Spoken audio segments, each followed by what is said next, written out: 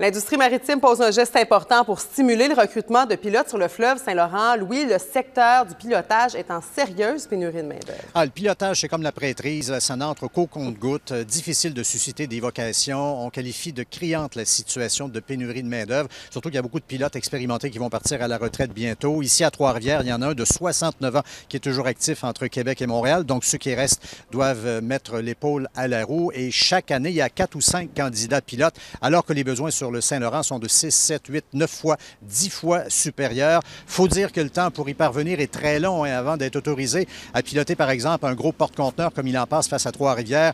Il faut compter 12 ou 13 ans. Évidemment, le salaire est à l'avenant. Les pilotes tentent de jouer sur les conditions de travail parce que c'est 365 jours par année de disponibilité, incluant Noël. Sauf qu'un Noël sur 3, les pilotes ont congé. Et on va entendre le président de la Corporation des pilotes basée à Trois-Rivières. C'est vraiment la tradition maritime qui est en train de se perdre sur le Saint-Laurent. On n'a pas énormément de gradués. On voit que la jeunesse d'aujourd'hui est peut-être moins attirée par le fleuve qu'elle l'a déjà été à une certaine époque. L'époque où chaque village le long du fleuve avait ces jeunes qui étaient attirés vers le fleuve et qui allaient s'inscrire à l'industrie maritime, qui faisaient une carrière de marin pour un jour peut-être devenir pilote.